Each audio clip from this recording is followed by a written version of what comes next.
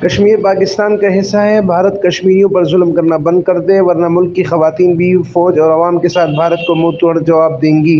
कश्मीरी बहन भाइयों के साथ हैं गवर्नमेंट गर्ल्स हाई स्कूल मकली की हेड मिस्ट्रेस यास्मीन उन्नड़ का कश्मीरियों से इज़हार यकजहती की तकरीब से खिताब। तफसीलात के मुताबिक गवर्नमेंट गर्ल्स हाई स्कूल मकली में कश्मीरी अवाम से इज़हार यकजहती के लिए एक पुरवकार तकरीब मुनक्किद की गई, जिसमें स्कूल स्टाफ और तमाम तलबात ने बढ़ चढ़ कर हिस्सा लिया।